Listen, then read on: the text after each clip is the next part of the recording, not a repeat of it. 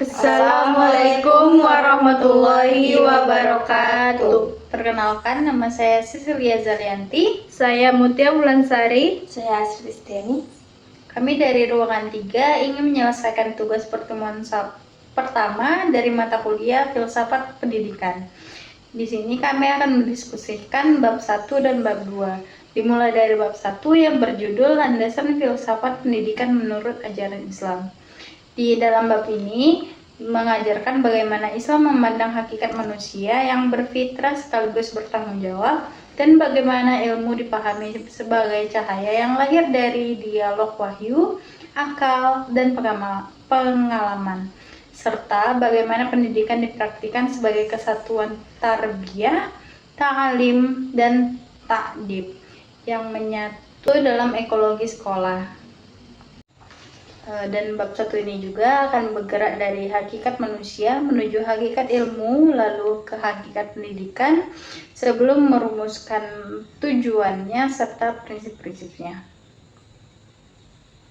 Yang pertama adalah hakikat manusia. Dalam perspektif Islam, manusia dipahami sebagai makhluk berfitrah sekaligus bertanggung jawab.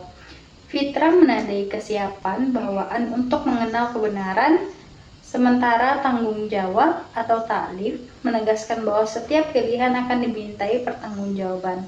Dan ini juga terdapat dalam surat Quran, surat Ar-Rum ayat 30 yang artinya maka hadapkanlah wajahmu dengan lurus kepada agama Islam, tetaplah di atas fitrah Allah yang telah menciptakan manusia menurut fitrah itu.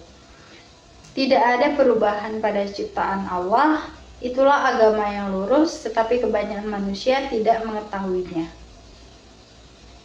Menurut Ibnu Katsir, ayat ini menegaskan kemestian fitrah sebagai pijakan lurusnya agama. Perubahan hakiki pada ciptaan tidak terjadi. Menurut M. Quraish Shihab, Tafsir Al-Misbah, fitrah adalah kesiapan dasar menuju kebenaran yang dipelihara melalui pendidikan yang beradab. Jika fitrah adalah kesiapan, maka lingkungan belajar menjadi penentu, pola interaksi, bahasa guru, dan tata kelas dapat menguatkan atau menumpulkan potensi itu. Konsep khalifah diterjemahkan sebagai pelatihan agensi, anak diberi ruang memilih cara belajar. Tetapi setiap pilihan wajib dipertanggungjawabkan dengan alasan dan bukti. Dengan begitu, kebebasan tidak menjadi alibi atau suka-suka, melainkan taklil yang terukur. Pada saat yang sama, manusia diamanahi mandat sosial sebagai pengelola bumi dengan firman Allah Subhanahu wa Ta'ala yang tercantum pada surah Al-Baqarah ayat 30 yang artinya, ingatlah ketika Tuhan berfirman kepada para malaikat, sesungguhnya aku hendak menjadi khalifah di bumi. Menurut Ibnu Katsir, khalifah ditujukan kepada Adam dan keturunannya untuk memakmurkan bumi dengan keadilan. Dan Quraish Shihab menekankan kepengurusan etis terhadap alam dan kehidupan sosial.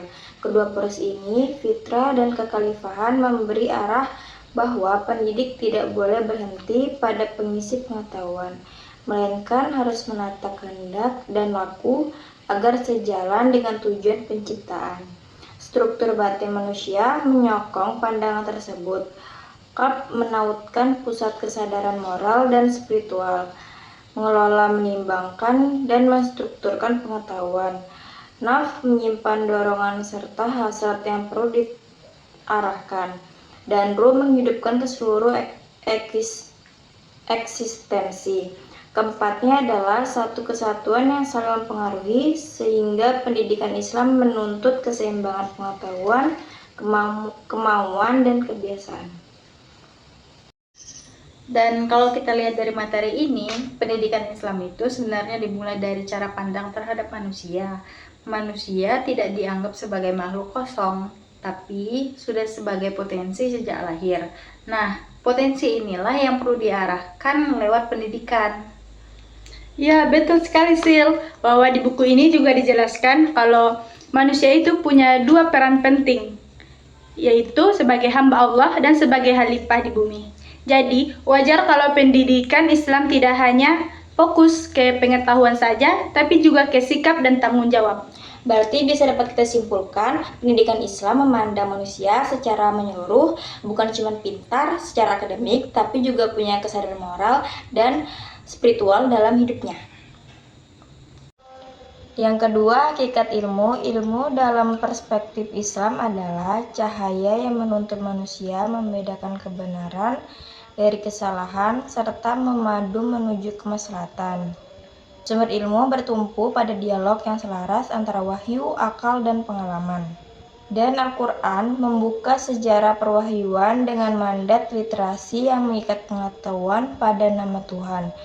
Ini disebutkan dalam surah Al-Alaq ayat 1-5 yang artinya, bacalah dengan menyebut nama Tuhanmu yang menciptakan dan mengajar manusia dengan pena. Dia mengajarkan manusia apa yang tidak diketahuinya.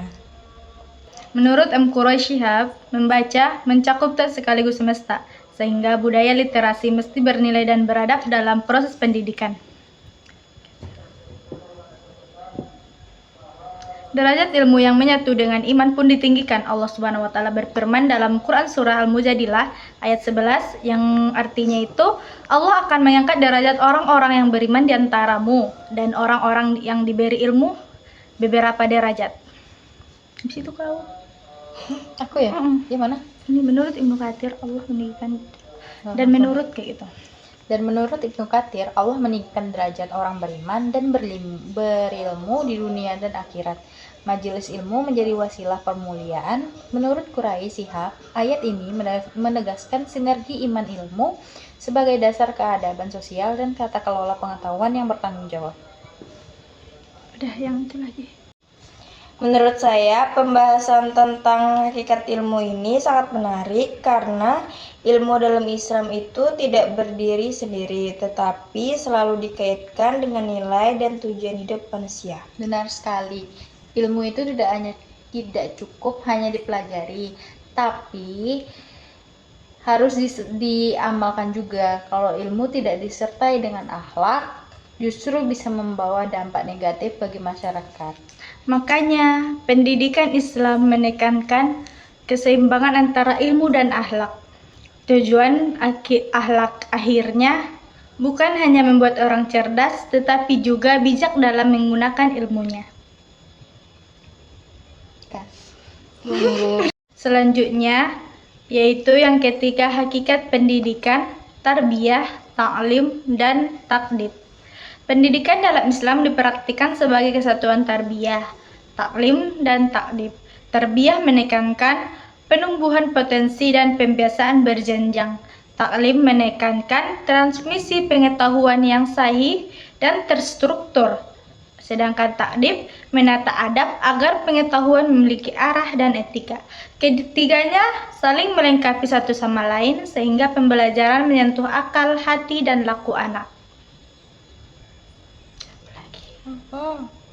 Teruskan. Tapi bagi dua katanya. Aku samamu. Terus Ya wes aku. Kemudian Al-Quran merumuskan urutan misi pendidikan Rasul, tilawah ayat, tazkiyah atau penyucian, dan ta'lim, pengajaran, kitab, dan hikmah.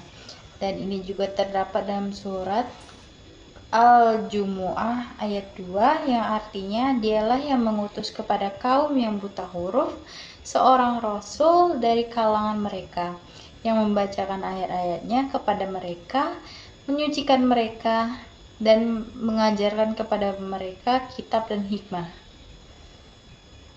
Sedangkan menurut Al-Tabari, urutan tilawah, tazkiyah, ta'lim adalah metodologi pendidikan Rasul, yaitu membangkitkan kesadaran, menyucikan jiwa, lalu mengokohkan pengetahuan. Selanjutnya, tujuan pendidikan. Tujuan akhir pendidikan Islam adalah melahirkan insan yang memadukan iman, ilmu, dan amal insan kamil. Orientasi ini mengambil bentuk ganda, ubudiyah sebagai pengabdian vertikal kepada Allah dan khilafah sebagai pengelolaan amanah sosial. Tujuan ubudiyah surah Tujuan ubudiyah surah Ad-Dariyat ayat 56 dan khilafah surah Al-Baqarah ayat 30 diterjemahkan menjadi indikator perilaku yang dapat diamati, disiplin waktu, datang mulai selesai, akurasi pencatatan angka, satuan jejak koreksi, dan amanah sumber mencantumkan rujukan. Adil berbagai peran, semua mendapat giliran, dan tanggung jawab produk bukti sebelum dan sesudah perbaikan.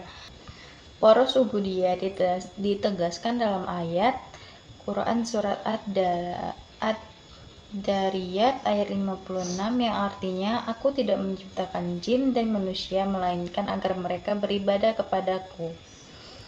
Menurut Ibnu Katsir, tujuan penciptaan adalah ibadah, menaati perintah, dan menjauhi larangan. Seluruh aktivitas mulia bernilai ibadah bila niatnya lurus.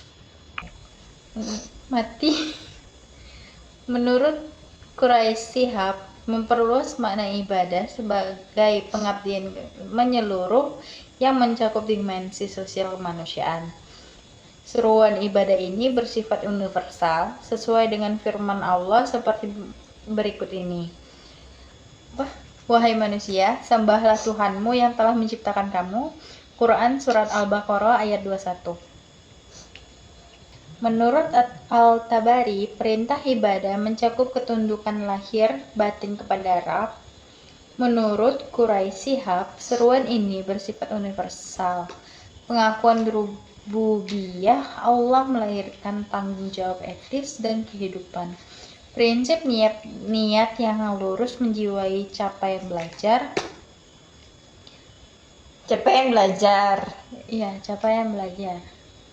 Dalam materi ini juga dijelaskan bahwa pendidikan Islam itu mencakup pembinaan, pengajaran, dan juga pembentukan adab. Ketiganya saling berkaitan dan tidak bisa dipisahkan satu sama lain. Dan tujuan akhirnya adalah membentuk manusia yang seimbang antara iman, ilmu, dan amal. Jadi pendidikan tidak hanya untuk dunia, tapi juga untuk bekal akhirat. Kalau pendidikan hanya fokus pada nilai akademik, itu belum sesuai dengan konsep pendidikan Islam. Harus ada pembentukan karakter dan akhlak dalam prosesnya. Kemudian ada prinsip-prinsip pendidikan Islam.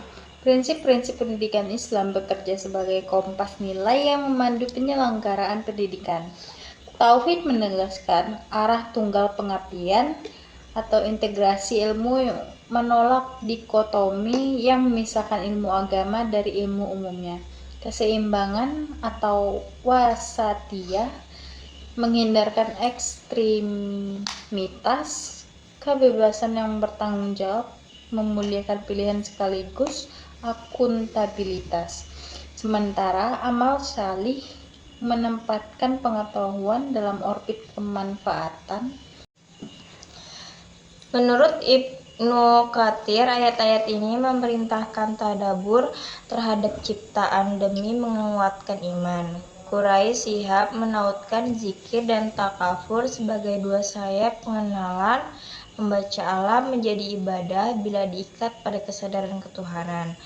Surah Al-Imran ayat 190-191 menautkan takafur pada ciptaan dan zikir kepada Allah sebagai dua sayap pengenalan. Wasatiyah berarti proporsional, tidak ekstrim pada penghafalan tanpa makna, tidak pula ekstrim pada projek tanpa konsep. Tugas dirancang untuk akal, hati, laku sekaligus. Kemudian ada kebebasan yang bertanggung jawab dan akuntabilitas.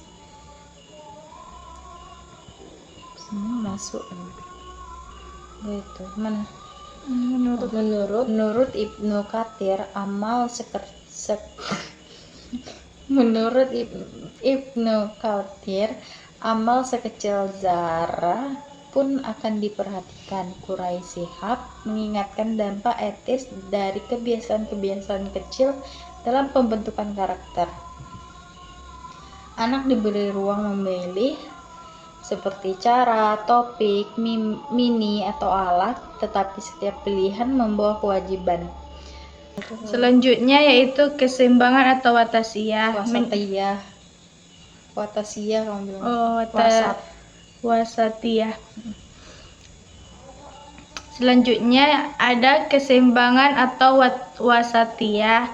Menurut Al-Qurtubi, ummah wasat berarti umat yang adil dan moderat, menjadi saksi moral bagi manusia. Menurut Quraish Shihab, moderasi adalah keseimbangan proporsional, menolak ekstremis dan Selanjutnya yaitu kebebasan yang bertanggung jawab dan akuntabilitas yang terdapat di surah Al-Kahfi ayat 29 yang artinya barang siapa yang beriman hendaklah dia beriman.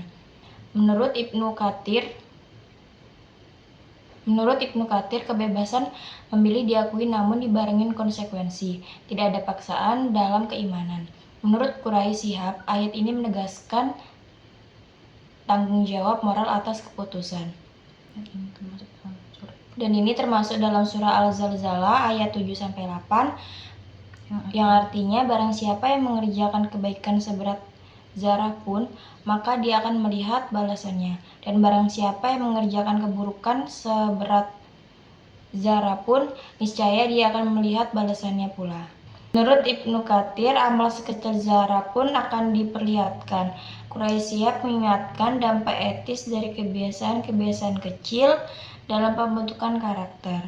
Anak diberi ruang memilih cara, topik, mini, alat, tetapi setiap pilihan membawa kewajiban, mencatat alasan, sumber, dan hasil. Selanjutnya, amal salih sebagai orbit pengetahuan. Ini tercantum pada Quran Surah Al-Asr ayat 1-3 yang artinya, demi masa sesungguhnya manusia itu benar-benar dalam kerugian, kecuali orang-orang beriman dan mengerjakan amal salih. Selanjutnya, amal salih sebagai orbit pengetahuan.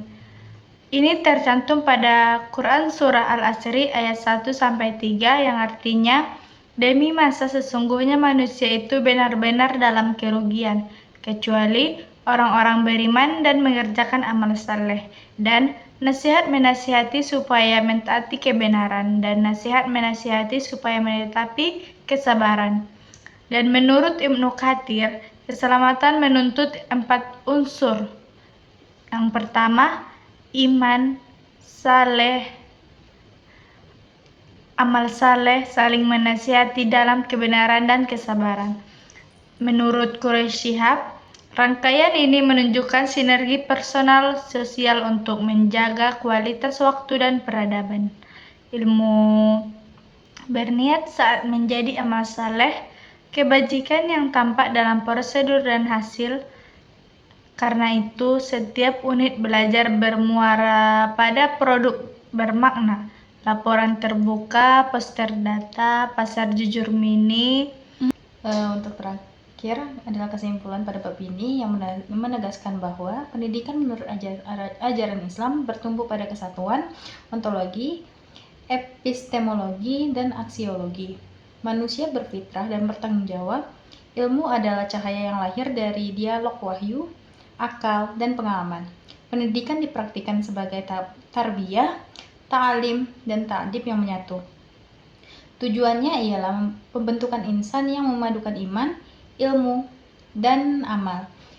Prinsip-prinsip tauhid, integrasi ilmu, keseimbangan, kebebasan yang bertanggung jawab, serta amal salih yang menjadi kompas operasional.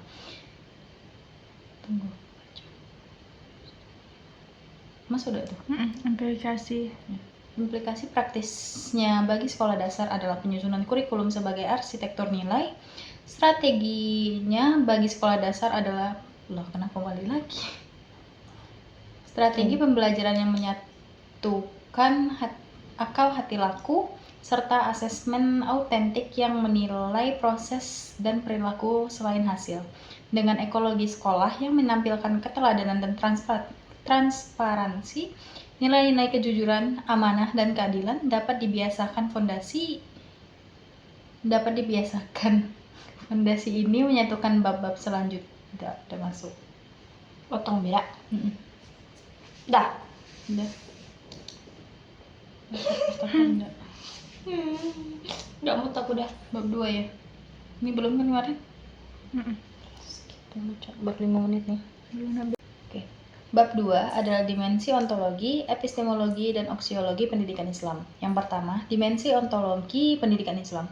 Dimensi ontologi pendidikan Islam menyuarakan hakikat realitas, siapakah sumber mutlak wujud, bagaimana hubungan Tuhan, alam, dan manusia, dan apa status dunia sebagai tempat manusia bertumbuh. Dalam pandangan Islam, seluruh realitas dibaca dalam horizon tauhid, Allah sebagai sumber penopang dan tujuan segala wujud, alam sebagai ayat atau tanda yang menuntun manusia kepadanya, dan manusia sebagai khalifah yang memikul amanah. Dan kerangka ini juga menolak fragmentasi atau antara sakral dan profan, pengetahuan dan nilai, tujuan dan cara, sebab semuanya disatukan oleh pengakuan rububiyah Allah. Dan ini juga masuk ke dalam Quran surat Al-Hadid ayat 3 yang artinya dialah yang awal dan yang akhir, yang zahir dan yang batin, dan dia mengetahui segala sesuatu. Dan menurut Ibnu Katsir, rangkaian nama ini menegaskan kemahasempurnaan wujud Tuhan yang meliputi dimensi waktu atau awal dan akhir, dan kedekatan keluasan atau zahir dan batin, sehingga tidak ada realitas di luar pengetahuan dan pengaturannya. Menurut M. Quraisy atau Tafsir Al-Mishbah, ayat ini membangun cara pandang holistik, atau bisa disebut juga realitas hanya dipahami benar apabila ditempatkannya dalam pusaran tauhid. Akibatnya, pendidikan mesti mengarahkan seluruh praktik belajar ke kesadaran kehadiran ilahi.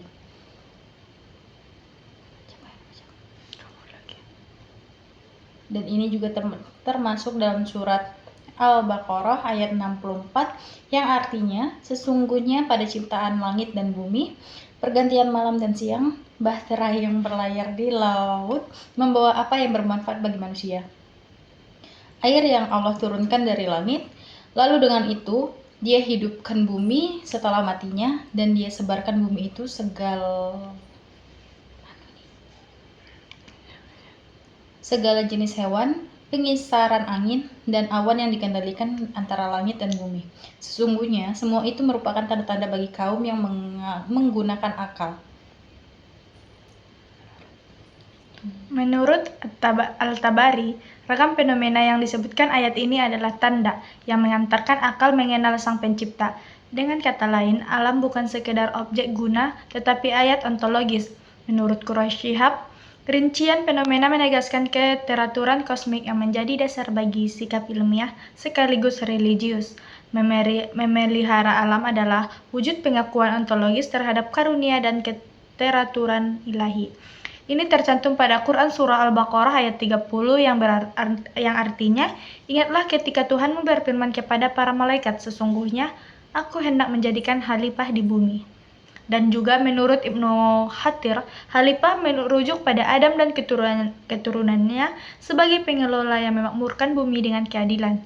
Menurut Al-Tabari, maknanya juga mencangkup generasi yang saling menggantikan dalam amanah. Quraisy Shihab menekankan bahwa status ontologis manusia sebagai khalifah melahirkan etos pengelolaan, bukan eksploitasi, yang menjadi bingkai moral seluruh kegiatan belajar dan bekerja. Dan ini tercantum pada Quran Surah Al-Mu'minun ayat 115 yang berarti, apakah kamu mengira bahwa kami menciptakan kamu dengan sia-sia dan bahwa kepada kami kamu tidak akan dikembalikan? Menurut Al-Qurtubi, ayat ini menafikan pandangan tanpa tujuan terhadap eksistensi manusia. Seluruh proses hidup berada dalam orbit pertanggungjawaban. Quraisy Shihab menautkan kepulangan kepada Allah sebagai horizon makna yang menata tujuan pendidikan agar tidak berhenti pada utilitas sesaat. Dari cut nih. Menurut saya, dimensi ontologi dalam pendidikan Islam membahas hakikat realitas, terutama tentang Allah sebagai sumber segala sesuatu, alam sebagai ciptaannya, dan manusia sebagai makhluk hidup yang diberi amanah. Dalam bab ini, dijelaskan bahwa pendidikan Islam tidak bisa dilepaskan dari tauhid, karena seluruh realitas berpangkal dan bermuara kepada Allah. Dulu. Mati ya? Kedua siapa? Aku. Saya sepakat bahwa ontologi pendidikan Islam juga menegaskan bahwa manusia diciptakan sebagai khalifah di bumi, yang artinya itu peserta didik tidak hanya diposisikan sebagai objek pembelajaran, tetapi juga sebagai subjek yang memiliki tanggung jawab moral dan sosial. Bahwa konsep ini sangat penting untuk pendidikan dasar karena sejak dini anak diajarkan bahwa hidup memiliki tujuan dan pertanggungjawaban. Dan di sini juga aku ingin menambahkan pendapat kalian bahwa implikasi ontologi ini tidak hanya dalam pendidikan yang terlihat pada cara guru memandang peserta didik. Anak tidak dianggap kertas kosong saja, melainkan memiliki fitrah yang harus dijaga dan dikembangkan. Oleh karena itu, pendidikan harus diarahkan untuk menumbuhkan kesadaran ketuhanan, tanggung jawab, serta sikap amanah dalam kehidupan sehari-hari. Materi selanjutnya yaitu implikasi pedagogis pada pendidikan dasar. Ontologi tauhid menuntut ekologi belajar yang menampakkan keteraturan, keterhubungan, dan amanah. Pembelajaran IPA tidak hanya menghafal fakta, tetapi membaca alam sebagai tanda yang melatih rasa takzim dan syukur. Matematika melatih ketelitian dan kejujuran prosedur. Ini apa lagi? Implikasi pedagogis pada pendidikan dasar. Materi selanjutnya yaitu implikasi pedagogis pada pendidikan dasar. Bahasa harus menumbuhkan kepekaan makna dan tanggung jawab atas kata. PPKN meneguhkan amanah kekhalifahan dalam kerjasama dan kepedulian. Praktik anti korupsi ditanamkan sebagai konsekuensi ontologis.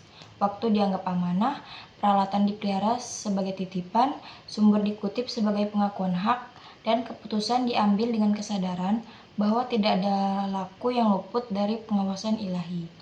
Ontologi tauhid menuntut ekologi integritas. Keteraturan surah Al-Baqarah ayat 164 diterjemahkan menjadi kelas yang rapi, alur kerja yang jelas, dan waktu yang diperlakukan sebagai amanah. Status manusia sebagai khalifah. Surah Al-Baqarah ayat 30 menegaskan akuntabilitas atas benda bersama, alat, buku, dan data sehingga setiap pemakaian meninggalkan jejak yang dapat diaudit. Pada kelas rendah, anak mempraktikkan SOP alat seperti ambil, pakai, catat, dan kembalikan dengan kartu peminjaman. Pada kelas tertinggi, kelompok memiliki buku kas mini untuk proyek tematik seperti pasar jujur mingguan. Itu apa? Pasal. Benar. Ada pemasukan dan pengeluaran, bukti tempel, dan tutup buku setiap akhir unit. Guru menilai lewat rubrik proses atau ketelitian, kepatuhan SOP dan kebersihan, dan rubrik produk atau akurasi, kerapihan, dan kejelasan data. Dengan cara ini, tauhid menjadi tata kelola yang terlihat mencegah manipulasi dari hulu. Ini juga ada dalam surat At-Tin ayat 4 yang artinya sesungguhnya kami telah menciptakan manusia dalam bentuk yang sebaik-baiknya. Dan menurut Ibnu Katsir, ahsani takwim menunjukkan kesempurnaan bentuk dan kesiapan kapasitas manusia untuk tugas penghambaan dan kekhalifahan. Menurut M. Quraish Shihab, kemuliaan bentuk ini menuntut pendidikan yang memelihara martabat, bukan sekedar mengejar keterampilan teknis. Ini juga termasuk dalam surat Al-Hajj ayat 29 yang artinya, maka apabila aku telah menyempurnakan kejadiannya dan meniupkannya ke dalamnya ruh, maka tunduklah kamu kepadanya dengan bersujud. Menurut At-Tabari, penipuan ruh menandai dimensi spiritual manusia yang membedakannya dari makhluk lain. Menurut Ibnu Katsir, kemuliaan ini menjadi alasan perintah sujud para malaikat yang implikasinya pada pendidikan adalah pembinaan dimensi rohani secara sadar.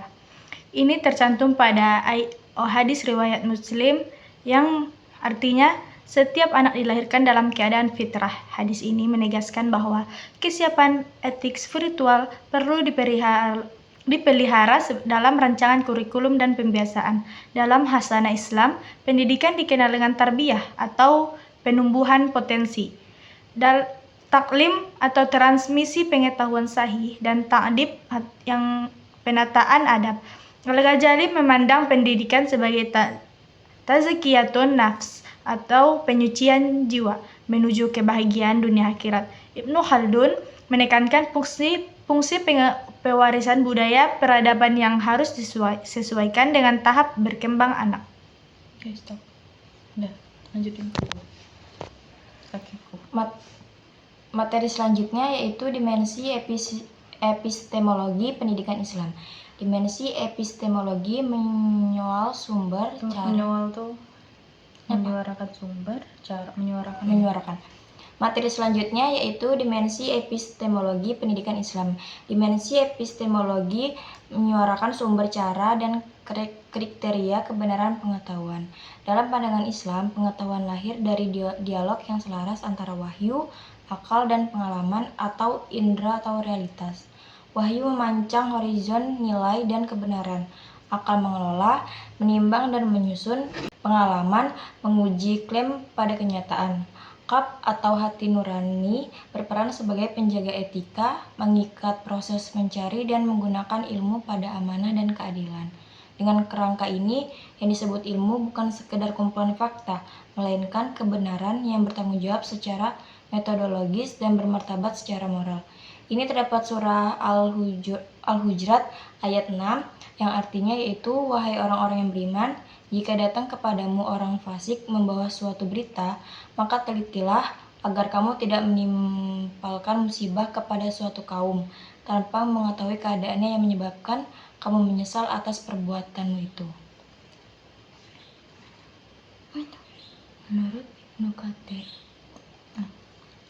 Menurut Ibnu Katsir, ayat ini mewajibkan verifikasi terhadap kabar, terutama dari pihak yang tidak dipercaya, sebelum mengambil keputusan.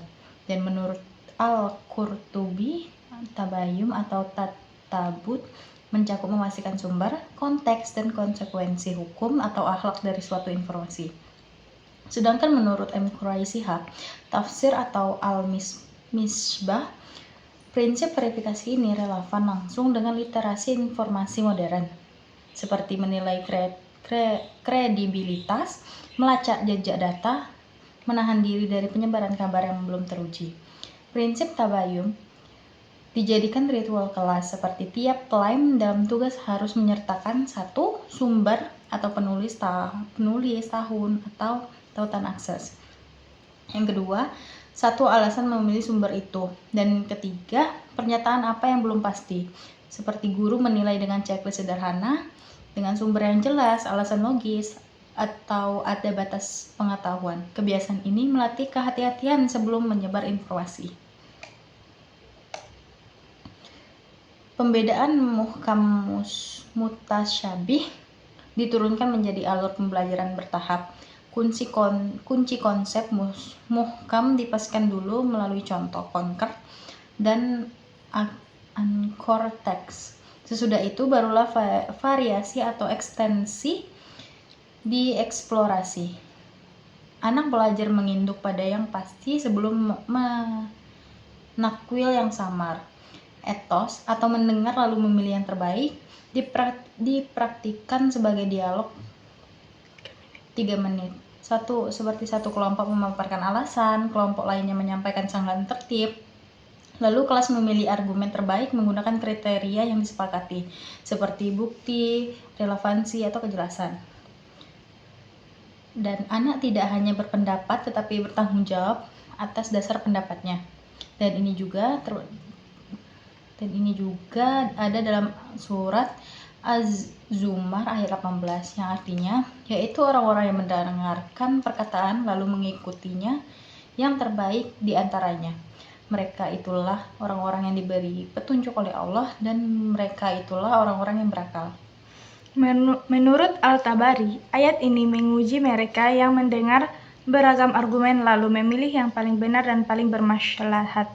Menurut Ibnu Katsir, ittibah ahsana adalah sikap kritis yang diikat hidayah sehingga seleksi bukan sekedar pragmatis melainkan bermoral. Menurut Quraish Shihab, ini adalah etos atau critical listening yang bersedia mendengar, mampu menimbang dan berani mengikuti yang terbaik. Ini tercantum pada Quran Surah Ali Imran ayat 7 yang artinya, Dialah yang menurunkan kitab Al-Quran kepada engkau. Di antaranya ada ayat-ayat yang jelas maknanya, itulah pokok-pokok kitab dan yang lain bersifat samar. Adapun orang-orang di dalam hatinya condong kepada kesesatan mengikuti yang samar untuk menimbulkan fitnah dan mencari-cari takwilnya. Padahal tidak ada yang mengetahui takwilnya kecuali Allah. Dan orang-orang yang dalam ilmunya berkata, kami beriman kepadanya, semuanya dari sisi Tuhan kami. Menurut Ibnu Katsir, ayat ini menegaskan pembedaan antara ayat yang menjadi Alkitab atau pokok rujukan. Dan ayat ini memerlukan kehati-hatian metodologis. Menurut Al-Tabari, perbedaan qiraah pada jeda illa Allah mengisyaratkan adab epistemik, ketegasan menerima batas-batas pengetahuan dan kerendahan hati para rasyikun fil al-ilm.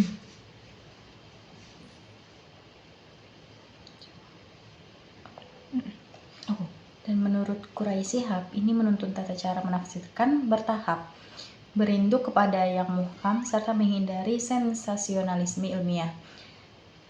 Dan ini juga termasuk dalam Quran Surat Taha ayat 114 yang artinya, dan katakanlah, ya Tuhanku, tambahkanlah kepadaku ilmu pengetahuan. Dan juga menurut Ibnu Katsir, perintah ini menunjukkan kemuliaan ilmu sehingga Nabi sendiri diperintahkan memohon pertambahannya. Maka menuntut ilmu adalah perjalanan seumur hidup. Menurut Quraish Shihab, doa ini membangun habitus keilmuan yang rendah hati, selalu terbuka pada koreksi dan pembaruan pengetahuan. Dan ini juga termasuk dalam surat Al-Baqarah ayat 269 yang artinya dia memberikan hikmah kepada siapa yang dia kehendaki dan barang siapa yang diberikan hikmahnya. Sesungguhnya ia telah diberi kebaikan yang banyak. Menurut Ibnu Katsir, hikmah mencakup pemahaman kitab,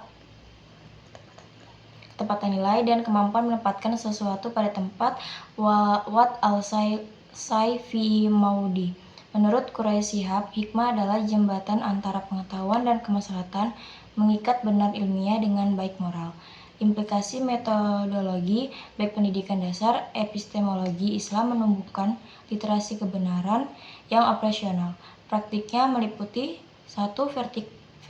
Verifikasi sumber tabayun sebelum menyebarkan informasi. 2. Menimbang argumen dan pemilihan yang ahsan atau yang benar atau bermanfaat. Yang 3. Bertahap dalam memahami berinduk pada yang muhkam sebelum menakwil yang mustaibih. Yang 4. Kebiasaan memohon tambahan ilmu dan menata niat. Yang 5. Orientasi hikmah, pengetahuan diikat pada kemaslahatan. Gitu. Di materi ini juga menjelaskan bahwa sumber pengetahuan dalam Islam berasal dari wahyu, akal, dan pengalaman. Ketiganya saling melengkapi, bukan saling meniadakan. Ini berarti dengan pandangannya yang hanya mengandalkan rasio atau empirisme saja. Betul bahwa wahyu juga berfungsi sebagai pedoman utama yang memberi arah dan nilai, sedangkan akal digunakan untuk memahami dan mengolah pengetahuan serta pengalaman untuk menguji dan mempraktikannya. Dalam konteks tersebut, pendidikan guru perlu mengintegrasikan ilmu agama dan ilmu umum secara seimbang. Dan menurut saya, pendekatan epistemologi ini sangat relevan diterapkan di sekolah dasar. Misalnya, siswa tidak hanya menghafal materi, tetapi juga diajak berpikir kritis, melakukan pengamatan, dan mengaitkan pelajaran dengan nilai-nilai keislaman. Dengan begitu, proses belajar menjadi bermakna dan bertanggung jawab. Nembak pula dia. Selanjutnya, dimensi aksiologi pendidikan Islam. Dimensi aksiologi menimbang nilai dan tujuan, apa yang dianggap baik, apa yang harus dituju, dan bagaimana cara mencapainya tanpa merusak kompas moral. Dalam horizon Islam, kebaikan berakar pada tauhid dan mengejawantah sebagai kemaslahatan yang menjaga martabat manusia dan keteraturan kosmik. Kerangka maqasid al-syariah, penjagaan agama, jiwa, akal, keturunan, dan harta, memberi orientasi praktis bagi pendidikan. Ilmu dan proses belajar diarahkan agar melindungi dan memajukan 5 pokok itu, serta mengembangkan kebajikan sosial seperti keadilan, amanah, kejujuran, dan ihsan. Ini tercantum pada Quran Surah An-Nahl ayat 90, yang artinya itu, sesungguhnya Allah menyuruh kamu berlaku adil dan berbuat ihsan, memberi kepada kerabat, dan Dia melarang perbuatan keji, mungkar, dan permusuhan. Dia memberi pengajaran kepada kamu agar kamu mengambil pelajarannya. Menurut Ibnu Katsir, ayat ini merangkum poros moral syariat, keadilan sebagai standar objektif dan ihsan sebagai keutamaan yang melampaui sekadar kewajiban. Menurut Al-Qurtubi, larangan fahsya, mungkar, dan baghi menunjukkan spektrum kerusakan moral sosial yang harus dicegah. Dan menurut M. Quraisy Shihab, ayat ini adalah piagam etika publik yang menuntut kebijakan dan pembiasaan di ranah pendidikan. Ini juga ada dalam surat Al-Maidah ayat 8 yang artinya janganlah kebencianmu terhadap suatu kaum mendorongmu untuk berlaku tidak adil. Berlaku adil karena adil itu lebih dekat kepada takwa. Dan menurut Al-Tabari, perintah adil berlaku umum dalam semua keadaan, bahkan ketika ada dorongan emosional yang kuat. Menurut Ibnu Katsir, keadilan adalah ukuran ketakwaan yang nyata. Serta menurut Quraisy Shihab, ayat ini menutup celah rasionalisasi ketidakadilan atas nama tujuan, menegaskan bahwa dalam etika Islam, tujuan baik tidak membenarkan cara yang batil. Dan ini juga terdapat dalam surat An-Nisa ayat 58 yang artinya sesungguhnya Allah menyuruh kamu menyampaikan amanat kepada yang berhak menerimanya dan menyuruh kamu apabila menetapkan hukum di antara manusia supaya kamu menetapkan dengan adil. Menurut Ibnu Katsir, amanah meliputi seluruh titipan seperti materi, jabatan, ilmu, dan rahasia. Perintah bil adl menegaskan integritas dalam keputusan. Menurut Al-Qurtubi, ayat ini menjadi dasar tata kelola yang amanah dari rumah tangga hingga negara. Menurut Quraisy Shihab, amanah pendidikan mencakup kejujuran akademik, transparansi penilaian, dan akuntabilitas penggunaan sumber daya. Dan ini termasuk dalam surah At-Tawbah ayat 119 yang artinya, wahai orang-orang yang beriman, bertakwalah kepada Allah dan jadilah bersama orang-orang yang jujur. Menurut Ibnu Katsir, perintah ma'as sadiqin menuntut komitmen struktural pada kejujuran, berteman, berlembaga, dan berpraktek di jalur yang lurus. Menurut Quraisy Shihab, kejujuran adalah fondasi kepercayaan sosial. Tanpa itu, sistem pendidikan kehilangan legitimasi moral. Dan ini juga termasuk dalam surah Al-Hujurat ayat 13 yang artinya, wahai manusia, sesungguhnya kami menciptakan kamu dari seorang laki-laki dan seorang perempuan. Kemudian kami jadikan kamu berbangsa-bangsa dan bersuku-suku agar kamu saling mengenal. Sesungguhnya yang paling mulia di antara kamu di sisi Allah ialah yang paling bertakwa. Menurut Al-Tabari, kemuliaan ditimbang pada takwa, bukan asal-usul sosial. Menurut Quraisy Shihab, ayat ini membangun etika keberagaman yang anti-diskriminasi. Di sekolah, penghargaan atas martabat setiap anak menjadi syarat terciptanya ekologi belajar yang adil. Setiap kalian adalah pemimpin dan setiap kalian akan dimintai pertanggungjawaban atas yang dipimpinnya. Hadis ini menegaskan etos tanggung jawab yang meliputi guru, siswa, dan pengelola sekolah. Implikasi pedagogis, dimensi aksiologis menuntun desain ekosistem integritas di sekolah dasar. Praktiknya meliputi seperti kode etik kelas, rubrik karakter yang menilai kejujuran proses, mekanisme atribusi sumber yang setiap tugas, dan kebiasaan audit sederhana untuk logistik kelas, peminjaman alat, perawatan buku, dan kebersihan ruang. Proyek kolaboratif menggunakan peran bergilir seperti ketua, pencatat, penjaga waktu untuk melatih akuntabilitas, sementara penilaian audit memberi bobot pada cara, bukan hanya hasil.